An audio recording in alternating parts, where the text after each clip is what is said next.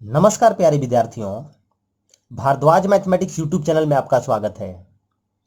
पिछले वीडियो में हमने देखा elementary operation and definition of inverse.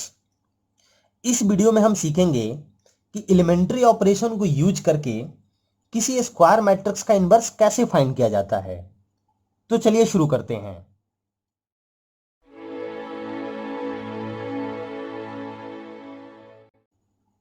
First of all, principle of elementary operation. Inverse find करने से पहले एलिमेंट्री ऑपरेशन के अपनी कुछ दायरे हैं, उसको जान लेते हैं।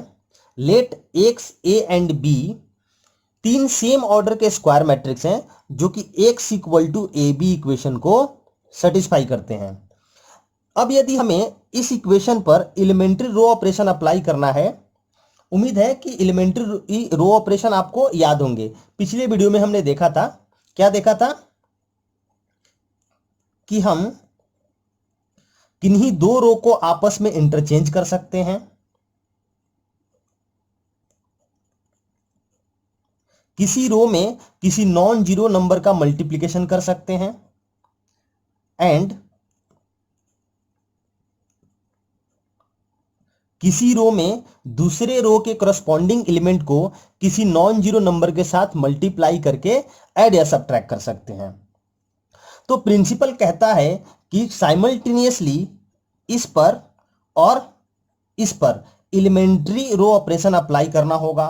ऐसा करने से इक्वेशन की वैलिडिटी अफेक्ट नहीं होता है, यानी कि हमने साइमल्टेनियसली ये वाला ऑपरेशन इस वाले और इस वाले मैट्रिक्स पर अप्लाई किया तो अगले स्टेप में ये इक्वेशन वैलिड होगा। लेकिन आपने इन दोनों के बजाय एक्स पर और बी पर अप्लाई कर दिया तो अगले स्टेप में ये इक्वेशन इनवैलिड हो जाएगा। और यदि एलिमेंट्री कॉलम ऑपरेशन आपको करना है तो फिर इस पर और इस पर अप्लाई करना होगा। ध्यान रहे, रो करना है तो एक्स एंड ए पर, एंड कॉलम ऑपरेशन करना है तो एक्स एंड बी पर। यह प्रिंसिपल कहता है, और ऐसा करने से ये इक्वेशन अगले स्टेप में भी वैलिड होंगे। तो चलिए इन प्रिंसिपल के ऊपर कुछ एग्जांपल देखते हैं। पहले एलिमेंट्री रो ऑपरेशन वाला एग्जांपल, जिसमें क्या करना है कि r1 changes to r1 plus 3r2। ये ध्यान से देखिए, x equal to A B लिखा हुआ है तो हमें x और a में अप्लाई करना होगा। अपना प्रिंसिपल क्या कहता है कि अगर एलिमेंट्री रो ऑपरेशन अप्लाई करना है तो x एंड a में क्या करना है, r1 के जगह पर r1 प्लस 3r2। तो यहां पर क्या हो जाएगा, 4 प्लस में 3 इंटू 3, 9 प्लस 4 13, 2 प्लस में 3 इंटू 3 तो 9 प्लस 2 11, और r2 एज इट इज रहेगा।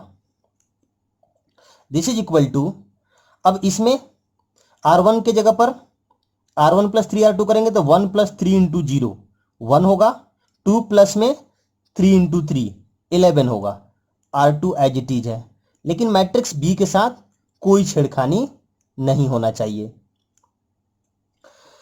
सिमिलरली ये कॉलम ऑपरेशन है, x equal to A into B, तो column operation x and b पर अप्लाई होगा। ये कह रहा है कि C2 के जगह पर C2 माइनस 2C1 करना है, तो ये C1 जो है एज इट इज रहेगा, C2 के जगह पर C2 माइनस 2C1, तो 2 माइनस 4 इंटू 2 8, तो वो होगा -6, 3 माइनस 2 इंटू 3, तो 3 माइनस 6 कितना होता है, -3। ये a एज इट इज रहेगा,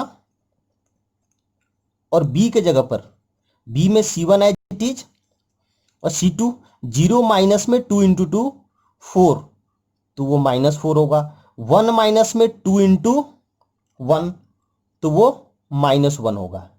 तो elementary row operation X and A पर लगेगा और elementary column operation X and B पर लगेगा, आपको ध्यान रखना होगा। Then next is inverse of a square matrix by elementary operation. मान लो कि एक कोई स्क्वायर मैट्रिक्स है जिसका इनवर्स हमें फाइंड करना है, तो ए को हम आई इंटू ए भी लिख सकते हैं, बिल्कुल लिख सकते हैं। अब यदि एलिमेंट्री रो ऑपरेशन अप्लाई करना है तो आपको पता है कि ए एंड आई पर अप्लाई होगा और बार बार एलिमेंट्री ऑपरेशन अप्लाई करके लेफ्ट हैंड साइड में जो मैट्रिक्स ए है उसको किसी दिन हम आइडेंटिटी मैट्रिक्स बना दें, तो ऑब्वियसली राइट हैंड साइड का जो ये आइडेंटिटी मैट्रिक्स है ये भी कुछ ना कुछ बनेगा। मान लेते कि वो मैट्रिक्स बी है, तो सीन कुछ ऐसा होगा कि I equal to B into A. अब अगले स्टेप में हम इस इक्वेशन में ए इनवर्स से पोस्ट मल्टीप्लाई करते हैं, तो ये बनेगा I into A inverse equal to B A into A inverse. Left hand side में ए इनवर्स और राइट हैंड साइड में A into A inverse multiply होके देगा आइडेंटिटी मैट्रिक्स। तो फाइनली ये आ रहा है A inverse equal to B. इस तरह से एलिमेंट्री ऑपरेशन के प्रिंसिपल को यूज करके मैट्रिक्स का इनवर्स हम फाइंड कर सकते हैं। सिमिलरली अगर आपको एलिमेंट्री कॉलम ऑपरेशन अप्लाई करना है तो आपको पता है कि ए एंड आई पर अप्लाई होगा। बार बार एलिमेंट्री कॉलम ऑपरेशन अप्लाई करने से ये सीन कुछ ऐसा होगा। इस बार हमें ए इनवर्स से प्री मल्टीप्लीकेशन करना होगा, तो फाइनली ए इनवर्स क्या आ रहा है, वो बी के इक्वल आ रहा है। तो जब भी एलिमेंट्री ऑपरेशन यूज करके इनवर्स फाइंड करना हो तो क्वेश्चन करते टाइम आपको दो बातों का ध्यान रखना होगा। फर्स्ट कि एलिमेंट्री रो ऑपरेशन यूज करने वाले हैं या फिर एलिमेंट्री कॉलम ऑपरेशन, क्योंकि जब आपने एक बार डिसाइड कर लिया कि एलिमेंट्री रो ऑपरेशन यूज करना है तो throughout the process elementary row operation ही यूज करना होगा, एलिमेंट्री कॉलम ऑपरेशन यूज नहीं कर सकते हैं। सिमिलरली जब एक बार आपने डिसाइड कर लिया कि एलिमेंट्री कॉलम ऑपरेशन यूज करना है, then throughout the process elementary column operation ही यूज करना होगा, एलिमेंट्री रो ऑपरेशन यूज नहीं कर सकते हैं।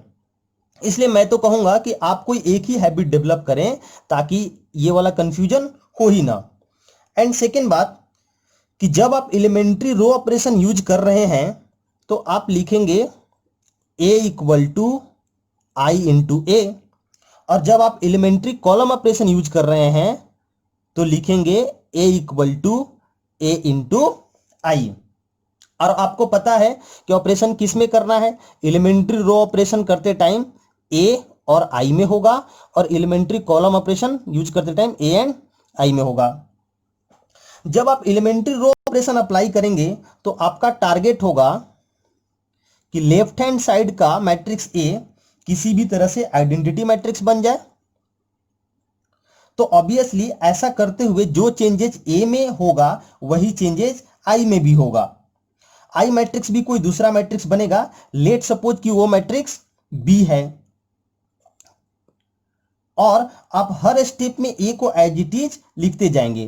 तो ये इक्वेशन बन रहा है ए इक्वल टू और I equal to B into A, and next step में आपका ए इनवर्स मिल जाएगा।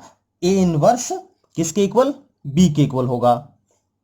सिमिलरली जब आप एलिमेंट्री कॉलम ऑपरेशन अप्लाई करेंगे तो आपका टारगेट होगा कि लेफ्ट हैंड साइड का मैट्रिक्स ए आइडेंटिटी मैट्रिक्स बन जाए, तो identity matrix right hand side का आइडेंटिटी मैट्रिक्स भी कोई ना कोई मैट्रिक्स बनेगा। लेट करते हैं कि वो बी है, तो अगले स्टेप में आपका ए इनवर्स बी के इक्वल होगा। ये हमारा एक बेसिक स्ट्रक्चर है। क्वेश्चन है कि using elementary operation find the inverse of the following matrices if it exist. यहां पर सभी के सभी मैट्रिक्स 2x2 ऑर्डर के हैं। एक बार कॉन्सेप्ट डेवलप हो जाए तो फिर हम 3x3 ऑर्डर के मैट्रिक्स का भी इनवर्स फाइंड करेंगे। पहला क्वेश्चन है, जो मैट्रिक्स दिया है इसको लेट करते हैं कि ये मैट्रिक्स ए है, और पहली बात कि हम डिसाइड करते हैं कि इसमें रो ऑपरेशन यूज करेंगे, तो हमें लिखना होगा ए equal to I into A. अब टारगेट अपना क्या है कि ए को आइडेंटिटी मैट्रिक्स बनाना है। सिमिलरली ये आइडेंटिटी मैट्रिक्स भी कुछ ना कुछ बनेगा। अपना ए क्या है, 1 - 1 2 3, आइडेंटिटी मैट्रिक्स 1 0 0 1, और ए को एज इट इज लिखना है। अब कैसे करेंगे, तो सबसे पहले स्टेप में A11 एलिमेंट को 1 बनाना होगा जो कि इस क्वेश्चन में बना हुआ है। उसके बाद A21 को, फिर A22 को एंड एट लास्ट A12 को।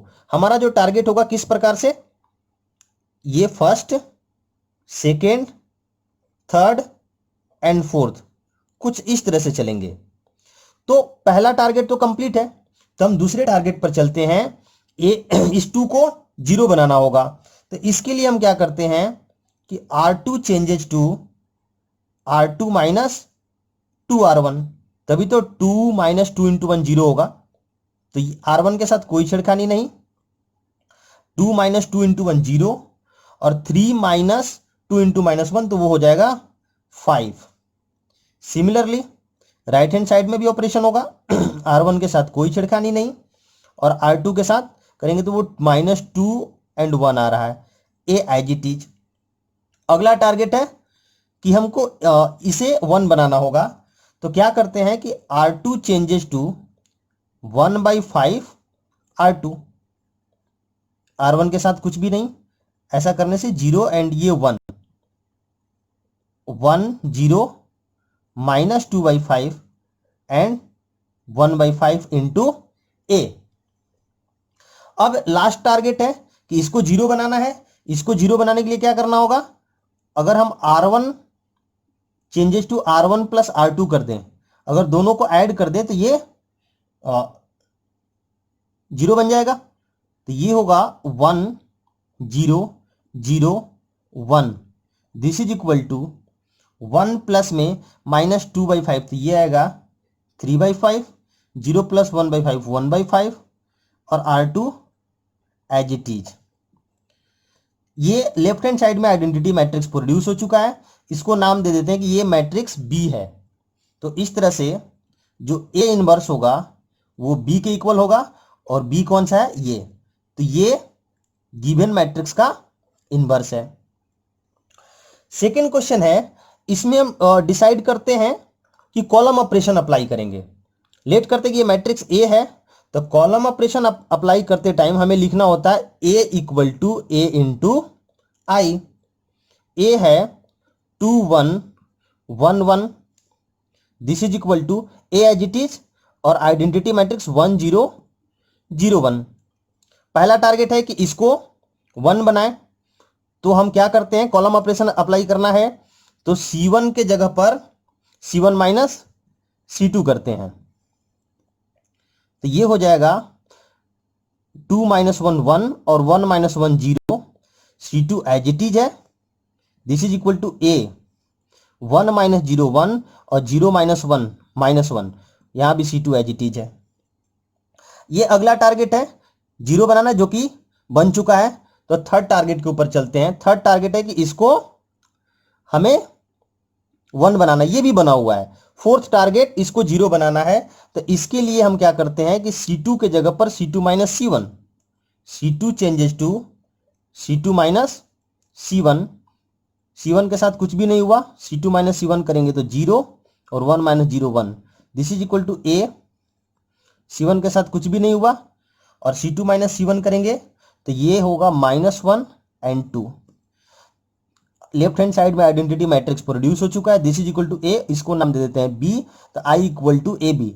सो we can write A inverse equal to B, और अपना बी कितना आया है 1 -1 -1 एंड 2, जो कि सेकेंड क्वेश्चन का आंसर होगा। थर्ड क्वेश्चन आप खुद कर सकते हैं, मैं डायरेक्ट इसका आंसर लिख देता हूं। अगर ये मैट्रिक्स ए है तो इसका ए इनवर्स आएगा 7 -3 -2 एंड 1। ये लास्ट क्वेश्चन है, इसको लेट करते कि मैट्रिक्स ए है, हम एलिमेंट्री रो ऑपरेशन अगर यूज करेंगे तो लिखेंगे ए equal to I into A. अब पहला टारगेट इसको क्या करना है 1 बनाना है, तो R1 के जगह पर लिखना होगा 1/6 R1, कर सकते हैं ऐसा। तो ये होगा 1 - 1/2 -2 एंड 1। आइडेंटिटी मैट्रिक्स में भी ऐसा करना पड़ेगा 1 0, तो ये हो जाएगा 1/6 0 0 1 इंटू ए। अब दूसरा टारगेट ये इसको 0 बनाना है, तो हम क्या करेंगे कि R2 changes to R2 plus 2R1, R1 के साथ कुछ भी नहीं हुआ, और R2 के साथ, सॉरी, R1 के साथ कुछ भी नहीं, R2 के साथ ये -2 इंटू ये 0 हो जाएगा, और 1 इंटू 2 इंटू ये भी 0 हो जाएगा, 1/6 0, 1/3 1 इंटू ए। ये क्या हो गया, लेफ्ट हैंड साइड में किसी एक लेफ्ट हैंड साइड में जो मैट्रिक्स है इसका एक रो पूरा का पूरा 0 हो गया, सारे के सारे एलिमेंट 0 हो गए। तो इस केस में मैट्रिक्स का इनवर्स एग्जिस्ट नहीं करता है। तो यहां पर एक आप स्टेटमेंट लिख सकते हैं कि after applying the elementary operation if any row or column of a matrix on LHS is 0 then A inverse does not exist. ध्यान रखना होगा कि अगर आप एलिमेंट्री ऑपरेशन अप्लाई कर रहे हैं या एलिमेंट्री रो ऑपरेशन यूज कर रहे हो या फिर एलिमेंट्री कॉलम ऑपरेशन, और किसी एक स्टेप में किसी एक रो या कॉलम के सारे एलिमेंट 0 हो जाएं, तो फिर उस मैट्रिक्स का इनवर्स एग्जिस्ट नहीं करता है।